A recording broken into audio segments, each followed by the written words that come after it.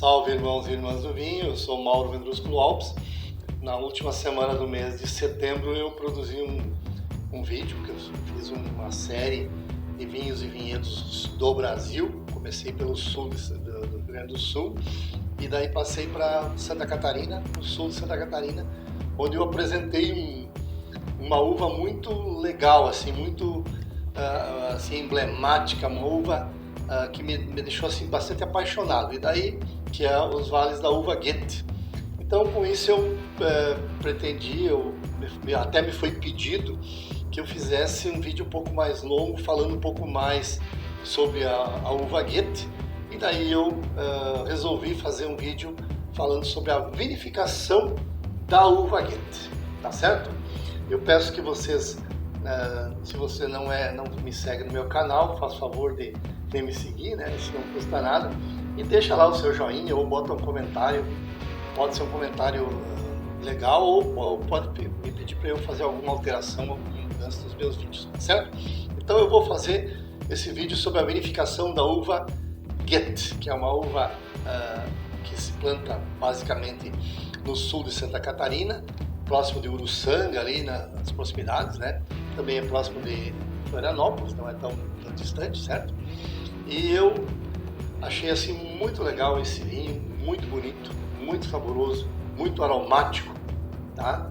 Então a gente vai falar um pouco sobre essa vinificação desse vinho que acontece, então, basicamente por pequenos produtores e também por algumas vinícolas não tão grandes, né? Vinícolas menores, tá certo? O que acontece na vinificação? O vinho, a gente sabe que é definido como produto obtido através da fermentação alcoólica da uva. Tem que ser uma uva sã, uma uva fresca, uma uva madura, tá? A fermentação alcoólica, ela consiste principalmente na transformação do açúcar em álcool pela ação de micro-organismos denominados assim de leveduras, né? Popularmente a gente chama de fermento, né? Tá? O conjunto de processos que inicia com o processamento das uvas e culmina lá no envase, né, no engarrafamento do vinho, esse vinho pronto, esse vinho que a gente chama de vinho vinificado, né, por vinificação. A vinificação deve ser realizada em ambiente limpo, seguido assim de padrões rígidos de higiene, tá, que é exigido por lei, também é exigido pelas pessoas que consomem, tá, e obviamente que como o vinho é considerado um alimento no mundo todo, né, menos no Brasil, porque daí se cobra imposto mais pesado em função de não ser considerado alimento, né? Então essa higiene é exigida por todos, pela legislação e pelas pessoas que fazem uso, né, dos vinhos vinificados. A uva Goethe é uma fruta bastante sensível quanto madura, tá? A película dela é muito frágil e as bagas elas se soltam facilmente dos cachos, e as bagas assim são mais espaçadas, não é como a maioria das uvas que elas são bem socadinhas, assim, são muito próximas as bagas umas das outras.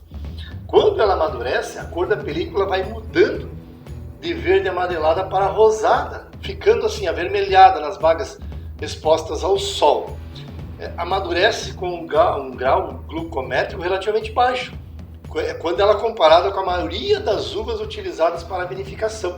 Ela atinge normalmente de 13 a 18 graus Brix aqui no sul de Santa Catarina. Ela apresenta uma acidez total assim, mais alta que a maioria das outras uvas, atingindo normalmente a acidez entre 90 e 140 por litro. Quando madura, apresenta assim, notas aromáticas frutadas, florais, bastante intensa, e aquele aroma de mel, né, quando o vinho se torna assim, mais velho. E tem uma característica única, assim, que os tomadores, os degustadores de vinhos apreciam demais. A polpa da uva Goethe, ela é bastante carnosa, principalmente na parte mais próxima da semente, onde se encontra a maior fração dos ácidos orgânicos dessa uva. Essa característica dificulta bastante a extração do mosto, assim, por escorrimento, né, ou prensagem das uvas, e até em maceração peliculares, né, curtas. Como é que é feita a colheita e o transporte dessa uva? Então não há um ponto de colheita específico recomendado para essa variedade Goethe, né? Porém, a maioria dos produtores prefere realizar a colheita quando as uvas se apresentam com a casca assim bem mole, levemente rosada, por considerarem o momento em que a uva apresenta seu melhor potencial aromático. A colheita da uva deve ser realizada com muito cuidado, sempre utilizando tesouras ou a forquilhinha, né, o forquete, para evitar assim o desprendimento violento. Você não deve puxar forte, né? Tem que cortar delicadamente. Ocasiona fratura na baga da uva, porque a pele é muito fininha, tá? E daí ela arrebenta, ela explode, tá? Então, para a elaboração dos vinhos de alta qualidade, é importante que no momento da colheita já se realize a limpeza dos cachos, retirando as bagas rachadas, as bagas com alguma doença, algum estrago, né? Com alguma alteração microbiana, ou com bolor ou podridão, tem que ir tirando, certo? Os cachos devem ser postos nos cestos ou caixas com muito cuidado, devendo ser colhidos diretamente no recipiente que serão transportados para a vinícola, pois a mudança desse recipiente ocasiona danos físicos nas bagas. Enquanto aguardam o transporte, as caixas de uva devem ser dispostas na sombra. Até é bom que o agricultor vai fazer a colheita bem cedo de manhã ou no final da tarde, tá? Onde não tem muito sol, evitando assim que fique no campo nas horas mais quentes do dia. Embora o uso dos recipientes maiores esteja se difundindo bastante, né? Mas para a uva Goethe não se recomenda o uso de caixas com capacidade assim para 20 quilos, evitando o sobrepeso de umas uvas em cima das outras, né? Para que não aconteça esse esmagamento. As caixas elas devem ter furos que permitem o escoamento de possíveis líquidos que possa escorrer, né? Que possa se acumular como água da chuva ou com o mosto danificado de algumas uvas. O transporte para a vinícola ou para onde vai ser vinificado deve ser realizado no mesmo dia, tá? Não pode deixar para outro dia aí que acontece o estrago. Devendo ser utilizado o armazenamento refrigerado para ocasiões em que isso não seja possível, né? Por exemplo, vai deixar para outro dia, tem que refrigerar. Apesar de que a maioria dos agricultores eles não tem essa estrutura, então eles já pegam, já levam lá para a câmara de vinificação e já sai vinificando no mesmo dia. Quando a uva não é colhida e processada na mesma propriedade, o transporte não deve ser realizado com a uva exposta ao sol, à chuva ou à poeira, devendo ser realizado em caminhão fechado e coberto com lona, o que é muito difícil acontecer em função do tamanho dos produtores da região de Uruçanga, lá em região. O armazenamento em câmara fria pode ser realizado, desde que a uva não tenha sofrido danos físicos e mantenha-se em cachos e bagas inteiras. Quando a uva Goethe é colhida sadia e resfriada a temperaturas próximas de zero, com condições sanitárias de limpeza adequadas, pode-se manter em boas condições para a vinificação por vários dias, mas mesmo nessas condições não se recomenda que a uva seja armazenada por mais de 7 dias. Aí eles não fazem isso. É importante que imediatamente no momento anterior ao início do processo de vinificação, a uva se apresenta inteira e sadia. O método mais tradicional para a extração do mosto das uvas é o desengace ou o esmagamento das uvas. A gente tem que cuidar que esse esmagamento não pode ser um esmagamento, uma prensa assim muito pesada, porque daí ele pode esmagar a semente ela pode deixar aí um gosto amargo. Então assim, esse esmagamento tem que ser seguido de um período de maceração pelicular simultâneo à fermentação alcoólica, até que a própria fermentação provoque a separação das cascas que passam a flutuar sobre o mosto em fermentação, tá certo?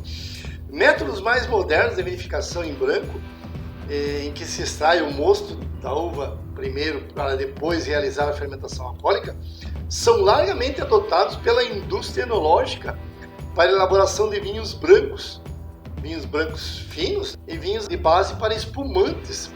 Para a realização desse processo, pode-se realizar a prensagem direta das uvas inteiras, essa prensagem após o desengace e o esmagamento, ou o escorrimento dessas uvas desengaçadas e esmagadas, deixar ela escorrer normalmente assim, com naturalidade, tá certo? Para qualquer um desses métodos de obtenção do mosto que se deseja utilizar, o processamento das uvas geladas reduz assim bastante a velocidade do fenômeno que causa essa oxidação do mosto, embora também ela diminua a eficiência das enzimas pectolíticas enquanto o mosto estiver frio. É importante retirar uma amostra e verificar o grau glucométrico do mosto antes de iniciar essa fermentação. A amostra retirada deve ser representativa. Então, esse lote, essa representação desse lote e a determinação deve ser feita imediatamente, logo, né? Mesmo que a correção do mosto seja realizada posteriormente, tá? Então, assim, essa correção do grau glucométrico, a legislação brasileira permite que a correção do teor alcoólico seja realizada apenas no mosto em fermentação. Só no mosto em fermentação, cuidado com relação a isso. Podendo ser feita com álcool vínico, né? Mosto concentrado ou até mesmo com açúcar. A correção com açúcar é a mais simples, é mais prática e é mais barata. A correção desse grau glucométrico é limitada em vinhos de mesa pela legislação brasileira. Ao máximo, em 3 graus alcoólicos. 3 graus até 3 graus pode ocorrer, tá? Então, para vinhos brancos, recomenda-se que a adição de açúcar seja realizada no mosto já separado das partes sólidas, podendo a correção assim ser fracionadas em 2, 3 vezes para evitar o aumento muito brusco da temperatura do mosto, tá? É comum assim na vinificação artesanal fazer essa correção com açúcar logo no início do processo, com esse processamento da uva, né, para estimular a fermentação alcoólica.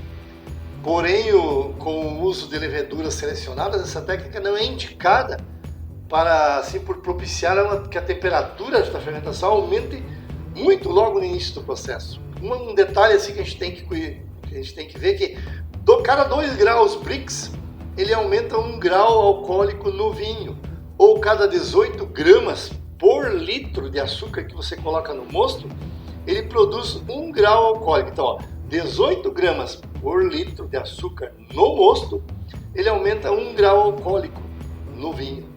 Tá? Então tem que tomar cuidado com relação a isso, né? Essa quantidade. Bom, o desengace é a operação em que as bagas são separadas do cacho de uva, né? Esmagamento assim é o processo em que as bagas da uva são amassadas, provocando o rompimento da casca. Não muito mais do que isso, tá, pessoal?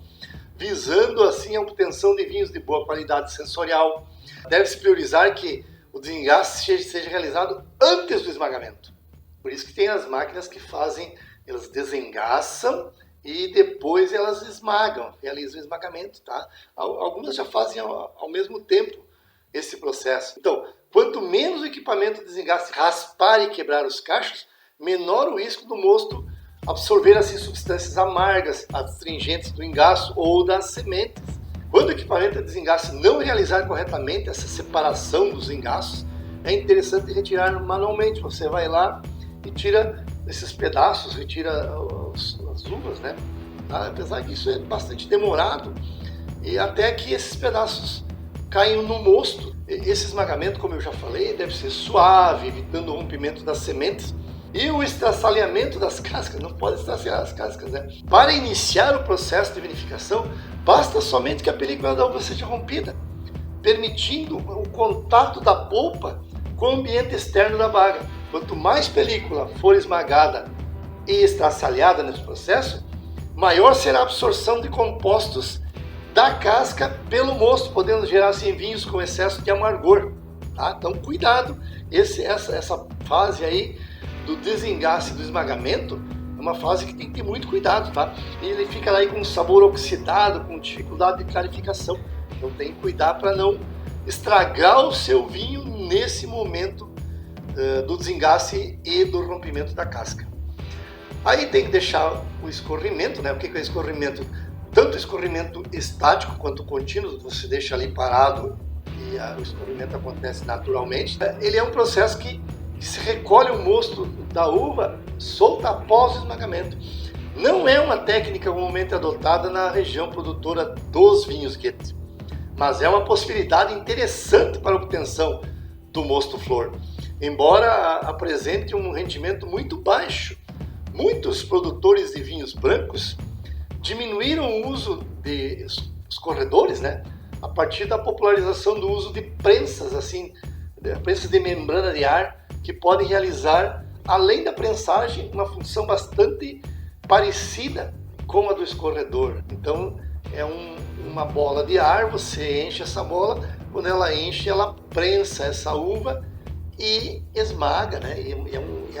Esmagar assim não é esmagar que vai estraçalhar o grão, estraçalhar a casca, tá? Ela vai esmagar, vai quebrar, vai romper a casca e daí vai escorrer. Essa prensagem direta da uva gueta, esmagada ou não, é uma operação complicada. O mosto mucilaginoso da variedade provoca a colmatação da prensa de maneira muito rápida, dificultando a obtenção de quantidades viáveis de mosto. O rendimento da prensagem melhora consideravelmente a partir de um dia de maceração pelicular com a fermentação alcoólica, essa fermentação alcoólica se desenvolvendo. Embora sem o uso de altas doses de enzimas, a prensagem normalmente se apresenta com um bom rendimento a partir de 2 dias de maceração. O uso de prensa permite quebrar a torta de prensagem e refazer a operação melhora o rendimento da extração do mosto. As prensas pneumáticas, que realizam essa prensagem dentro de um tanque inflando uma bolsa de ar, como eu já falei para vocês, né, são ideais para esse tipo de procedimento, pois permitem controlar a exposição do mosto ao oxigênio do ar. Depois desse processo, a gente faz aí a sulfitagem do mosto. Sulfitagem é o dióxido de enxofre, ou anidrito sulfuroso também chama, ou SO2. É um composto assim largamente utilizado em vinificação devido às suas propriedades antioxidantes e antimicrobianas. A sua utilização é recomendada na estabilização e conservação dos vinhos no processamento da uva. A legislação permite assim que o vinho pronto apresente até 300 mg por litro de dióxido de enxofre. O total e o excesso da substância pode ocasionar um aroma e sabor desagradável no vinho, além de poder ser danoso ao consumidor, à saúde, devendo ser utilizado com parcimônia, né, dentro das recomendações técnicas. Além disso, a gente pode fazer a adição de enzimas pectolíticas na uva durante o esmagamento ou durante a prensagem, que contribui para melhorar o rendimento da extração do mosto e para a clarificação rápida desse mosto e desse vinho. A polpa mucilaginosa da uva gueta, dificulta a extração do mosto, exigindo doses mais altas de enzima pectolítica do que para outras uvas. A adição de enzimas com ação celulásica, junto com a pectolítica, é mais eficiente do que apenas a pectolítica. A adição de enzimas não pode ser realizada conjuntamente com a sulfitagem, porém deve ser feita no mesmo momento ou na saída da desengaçadeira ou na entrada da prensa quando utilizasse uma prensagem direta. A ação dessas enzimas será mais eficiente se estas forem aplicadas bem espalhadas de maneira homogênea em todo o mosto. Para uvas refrigeradas, convém aumentar a dose em pelo menos 50% quando comparadas a uvas processadas a temperaturas ambientes. A gente sabe que a fermentação alcoólica é basicamente a transformação do açúcar em álcool e gás carbônico pela ação das leveduras. É uma reação que desprende muita energia, tá? Energia química, agitando e esquentando esse mosto. O mosto da uva é capaz de fermentar somente com os fermentos nativos da casca da uva. Porém, não há como conhecer a estirpe da levedura naturalmente presente nessa uva, tá? Eu tenho aí um parceiro de moto, né? O Emerson Boff, ele não coloca fermento, não coloca nada, ele deixa a uva fermentar naturalmente. É mais complicado, apesar de que isso acontece, isso pode ser feito. Então, para prevenir uma fermentação mal sucedida, é recomendado o uso de fermentos selecionados para vinificação.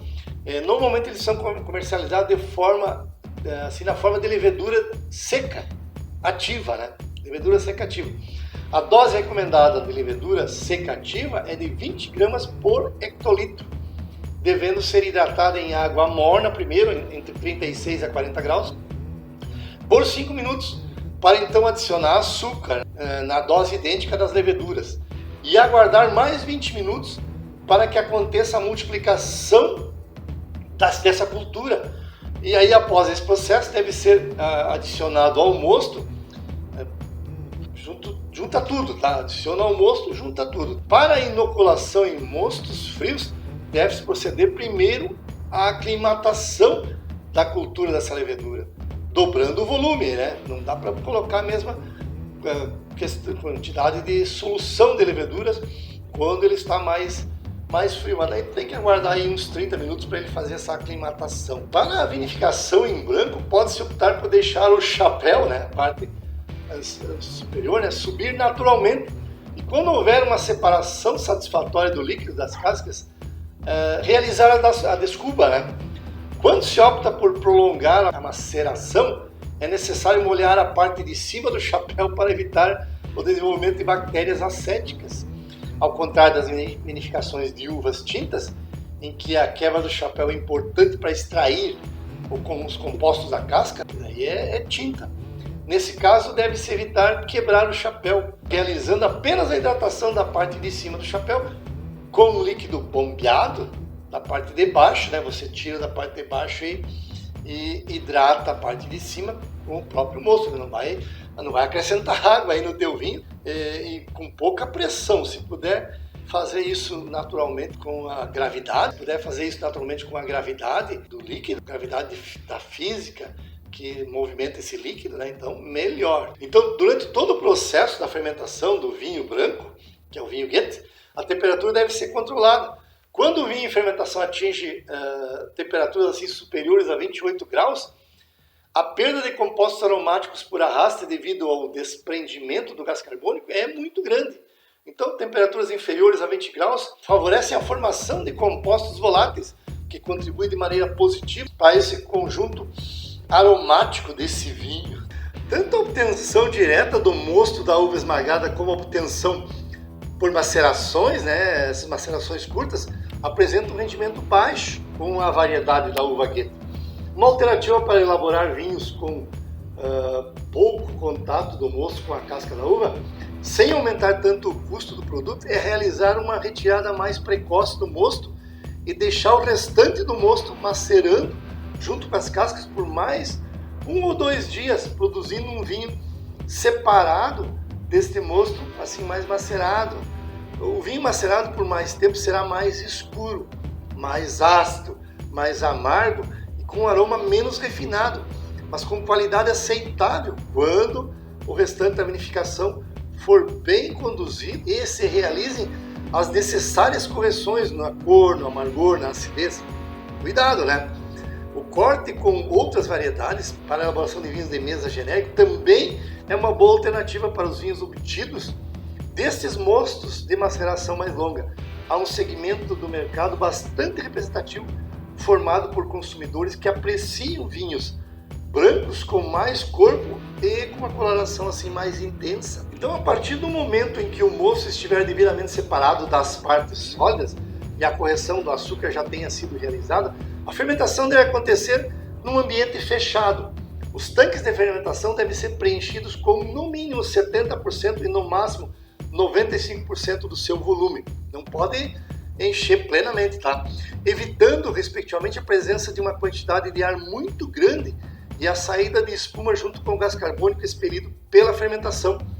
O tanque deve ser fechado, tendo como uma única saída para gás carbônico um batoque hidráulico ou uma válvula de bloqueio, né, de ar, também chamada de airlock ou de válvula de Miller. Depois que for transcorrido 2/3 da fermentação, ela passa a ficar mais lenta, diminuindo dia a dia a intensidade das bolhas de gás carbônico que saem do tanque.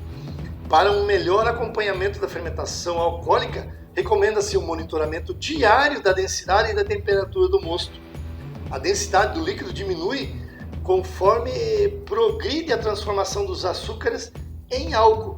No início do processo, o mosto da uva esmagada deve ter densidade superior a 1050, variando de acordo com o grau de maturação da uva. Ao final da fermentação alcoólica, se for bem sucedida, de um vinho branco, a densidade deve ficar em torno de 992 a 995 gramas por litro, podendo ser um pouco maior em vinhos mais ácidos, uma maceração da película assim mais longa. Ao verificar a estabilização da densidade em um nível próximo do esperado e o fim das borbulhas de gás carbônico na saída do tanque, considera-se encerrada a fermentação alcoólica, tá? Acabou, tá? Caso as borbulhas cessem ou fiquem muito lentas, com o vinho ainda com uma densidade alta, deve-se realizar uma aeração intensa do vinho e agregar mais nutrientes de leveduras, monitorando o tanque com uma frequência maior a partir desse momento. Quando o risco de parada de fermentação é muito iminente em um vinho que está fermentando em temperatura controlada, deve-se considerar a hipótese de deixá-lo em temperatura ambiente para que a fermentação finalize com mais facilidade. O ideal é que o vinho termine a fermentação com menos de 1 grama por litro de açúcares residuais. Daí vem as trasfegas, né?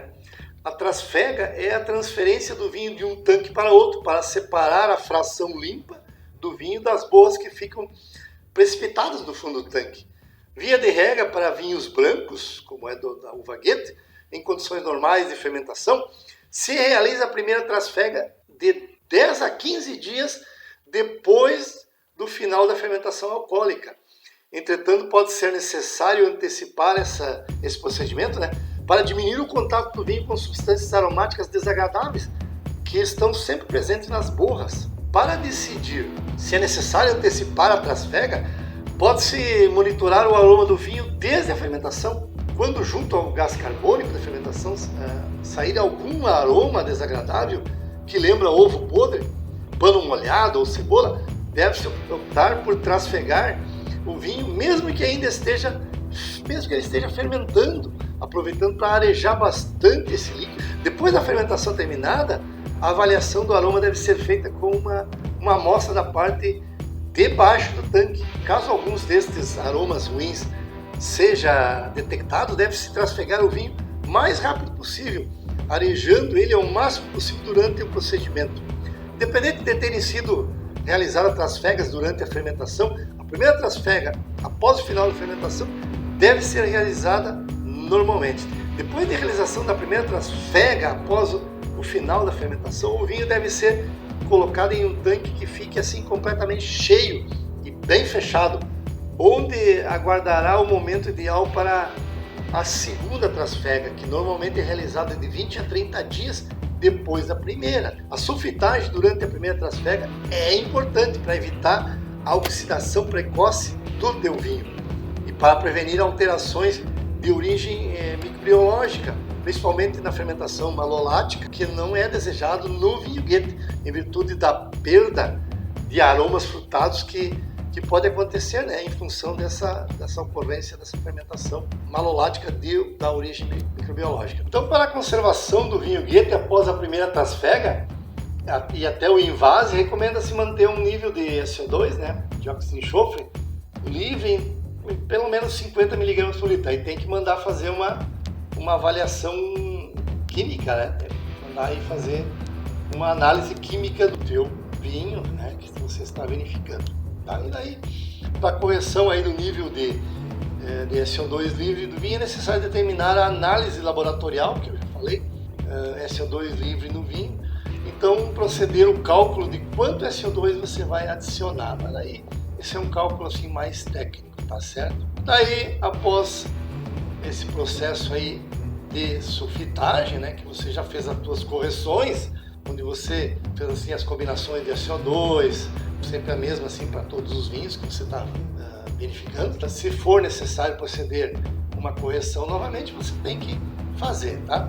Aí vem a questão da clarificação. A clarificação do vinho vai acontecendo espontaneamente, devendo realizar-se após a primeira trasfega. Ali tu já faz uma clarificação. Uma nova trasfega a cada 30 dias, até que o vinho esteja bem limpinho e não apareçam assim mais borras depositadas no fundo do tanque. Então, para acelerar o processo de clarificação do vinho, pode-se utilizar alguns produtos que auxiliam no processo, denominados de clarificantes, né, ou de colas. A colagem, ela consiste em adicionar ao vinho uma substância capaz de flocular, sedimentar. Então, essas colas, esses clarificantes, eles se juntam às partículas que tem no vinho e daí elas sedimentam no fundo, né? Elas elas ficam no fundo e você depois fica mais fácil de você retirar. Então, para o caso de mostos extraídos sem fermentação, é interessante realizar a limpeza desse mosto antes de provocar o início da fermentação alcoólica, que pode ser feita pela clarificação ao frio, com auxílio de enzimas peptolíticas ou sílicas, né?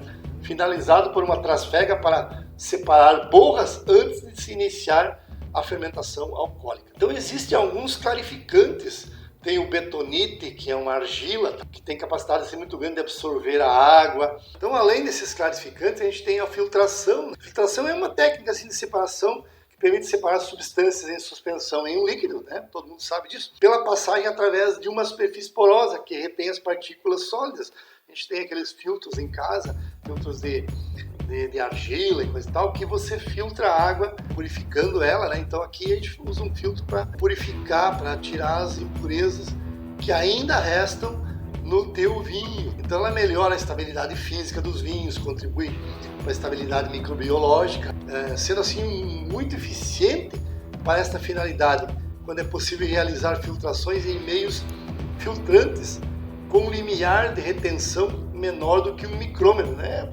Muito pequeno, uma partícula assim muito pequena que ela vai filtrar, vai retirar do teu vinho. Então equipamentos para filtração são mais recomendados para vinícolas de pequeno porte, porque tem sido assim filtros de aluvionagem ou os filtros de módulos ou de membranas filtrantes, tá? São vinícolas menores ou caseiras, né? Então é interessante utilizar esses filtros menores, esses filtros não tão industriais. Aí vem a questão da estabilização tartárica. O que é a estabilização tartárica? São aqueles cristais de tártaro que eles se precipitam.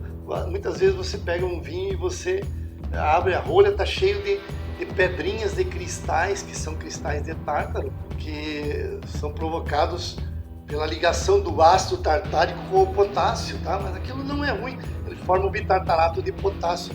Não é ruim, é bonito, inclusive as pessoas que encontram em alguns vinhos acham maravilhoso, postam nas redes sociais. Então ele tem uma imagem assim, muito bonita, como se tivessem tesouros, como se tivessem diamantes, mas são pequenos, micros diamantes que são cristais que se depositam na rolha do teu vinho. Não é tão comum acontecer, tá? Mas acontece. Aí vem a questão da correção da acidez, esse vinho pronto, estabilizado e pronto para o envase. Aí com relação à acidez, a gente sabe que a legislação permite que os vinhos tenham de 40 a 130 mQ por litro de acidez total, né? Para um vinho típico Goethe, ele é um pouquinho mais alto, é de 75 e 100 mQ por litro. Se a acidez for muito baixa, a clarificação, a estabilidade e a limpidez do vinho, além de fazer falta no paladar, tornando um vinho chato, um vinho xoxo, né, um vinho melancólico. Já tomei um vinho assim sem acidez, ficou enjoativo, ficou xoxo. Então o vinho ele não pode ter baixa acidez e nem muita acidez. As duas coisas são prejudiciais ao vinho, mas a acidez é importante até para conservar o vinho e também para te dar um paladar bom, né? Porque a maioria dos consumidores e que apreciadores de vinho gostam que o vinho tenha uma certa acidez. Então o vinho Goethe ele tem uma acidez bastante alta, principalmente quando passa por maceração de pelicular assim mais longa, e daí ela precisa ser realizada uma acidez corrigida com a fermentação ou com o vinho já estabilizado, tá? Ou durante a fermentação ou com o vinho já estabilizado. Os produtos mais utilizados para correção da acidez em vinhos são os desacidificantes enológicos, né? A base de carbonato e de bicarbonato, ou sem a presença de sais de tártaro. O armazenamento sempre é importante desde o início da vinificação até o final, né? O produtor tem que tomar cuidado para sempre ter os tonéis, as operações de armazenamento, sempre os locais cheios. Quando os vinhos passam mais de 30 dias no mesmo tanque, deve-se proceder à operação de atesto. O que é o atesto? Consiste em completar o volume do vinho no tanque, eliminando a bolha de ar que pode se formar pela redução natural do volume do vinho no recipiente. Então deve-se completar com um vinho mais parecido possível com o vinho que está sendo completado, né, no volume naquele tanque. A temperatura de armazenamento tem que ser cuidada sempre. O vinho deve ser mantido normalmente abaixo de 20 graus. Então, para obter temperaturas mais amenas, os vinhos armazenados, é fundamental planejar bem a estrutura vinícola, procurando dispor os tanques em condições menos suscetíveis a variações externas da temperatura, que ele se mantenha numa temperatura constante. Por isso que o pessoal faz assim em cavernas, fazem em caves, que ali a temperatura normalmente é um pouquinho mais baixa e mantém uma temperatura constante, não varia de acordo com a mudança da temperatura do ambiente. A gente sabe que a legislação brasileira prevê 3 classes de vinho de mesa que variam quanto ao teor de açúcar residual expresso em glicose. Então o vinho seco tem até 4 gramas por litro, o vinho demi-seco ou meio doce de 4 a 25 gramas por litro de açúcar, de doçor, e o suave mais de 25 gramas por litro. Por isso que a gente cuida, não pode tomar muito vinho suave porque pode aumentar muito a tua glicose no sangue, pode ter diabetes. Então o vinho seco é o que menos tem a grama de açúcar por litro e é ao meu ver, é o melhor, tá? Mas tem muita gente que gosta do vinho doce. E daí vem o envase, né? O vinho deve ser envasado quando estiver devidamente estabilizado física, química e microbiologicamente. Os equipamentos utilizados para envase devem ser sanitizados todos, né, no momento anterior ao envase, de maneira a prevenir que alguma contaminação aconteça durante esse procedimento. O envase dos vinhos pode ser realizado em diversas embalagens, desde as tradicionais garrafas de vidro até embalagens de plásticos rígidos ou flexíveis, tipo essa de refrigerante, né, de litro. Latas de alumínio já estão fazendo, agora já estão envasando também latas de alumínio, um vinho não de longa duração. Embalagens em cartonas como Tetra Pak ou esses bag-in-box. E para garrafas de vidro, embora as tradicionais rolhas e cortiças sejam a melhor opção, pode-se utilizar assim para produtores de vinho Goethe, as tampas metálicas rosqueáveis, aquelas screw cap, tipo Pilfer, né, ou similares, são uma boa opção para a vedação das garrafas, visto que a Goethe é um vinho para consumo jovem, não pode se guardar esse vinho por muito tempo. Então, a gente tem aí vários tipos de envases, né, de material para se envasar, certo, pessoal? Então, eu fiz um vídeo assim um pouquinho mais técnico, mais longo, a pedido de algumas pessoas que pediram. Eu sei que para você assistir esse vídeo, você vai ter que despender um pouco mais de tempo, você vai, normalmente é quem gosta mais da questão da vinificação, não só de tomar o vinho, mas do conhecimento da vinificação do vinho. Eu peço que vocês assistam meus vídeos, se inscrevam no meu canal, é Mauro Vendrúsculo Alpes. Eu faço isso de coração, eu faço isso porque eu gosto.